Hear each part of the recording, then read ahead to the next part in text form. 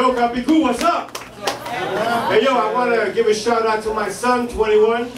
Brandon right there. 21 years ago, he was born and I was waiting for the Tres Reyes Magos. They never came. Outside the hospital, Tres Tecatos Magos. I'm just saying.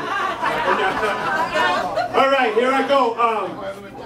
Piece is called Twas the Night Before Christmas in the Hood, 2012.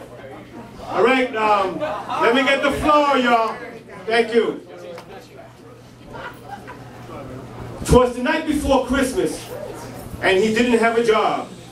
So he hit the streets looking for someone or something to rob. There were no stockings, no chimney, never such objects. His neighbors lived in low-income housing, tenements and the projects. Although it had been many years since they voted for hope, the sad fact was that for many, a better life means selling dope. If someone came through the window proclaiming, "I am Saint Nick," they knew they were getting robbed and would beat his fucking ass with a stick. The ladies of the night were out in force looking for a man. He affectionately referred to them as the Poontang Clan. Republicans still trying to take away a woman's right to choose, while crying about an election they thought they couldn't lose. In Washington, the conservatives were trying to stop the rich from paying their fair share, so they'll threaten to send us over the fiscal cliff to give us a scare.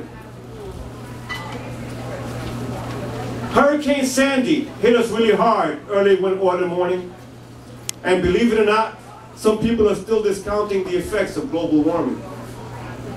Far from the puzzle palace he called Washington, D.C., he felt the gunmetal against his waist growing ever much colder from the winter breeze. He could have been anyone affected by the economic woes of today, but for the purpose of this story, we're going to call him Hood Say. Hood Say was the type of dirtbag that would steal no lady's purse. That's why the neighborhood would much rather see him lying horizontally in a hearse. He meticulously cleaned out home after home of all the gifts they bought.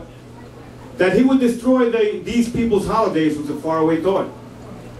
Very late that evening, when he thought he could no more, he decided on conducting just one last score. He looked through window after window until he saw what he wanted to see.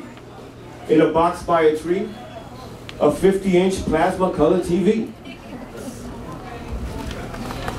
And the paper stuck. He actually stole the rest of the bone. That's okay. Okay, está aquí, okay? It's messing my flow. Okay.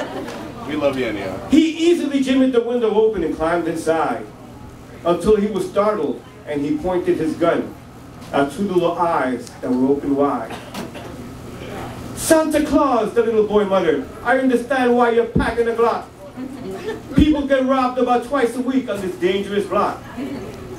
Is the TV broken? Will you bring back one that's the same? Because from the Barclays Center, my dad wants to watch the Nets kill the Knicks at the game." He began pressing the trigger, but he couldn't commit. Something about the child's innocent gaze prevented it. Maybe his cold heart thawed at this critical time, or maybe he had just sobered from the earlier consumed wine.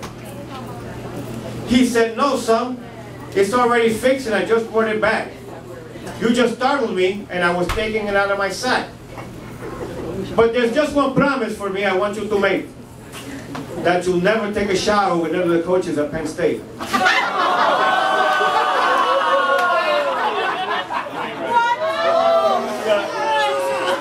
The boy then said, "Well, of this event I will not be speaking, because no one will believe Santa Claus is Puerto Rican."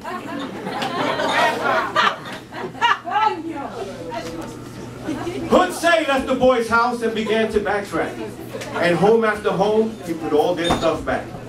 A man dressed as Santa Claus who was working for the Salvation Army winked at him, as did his long-deceased mom.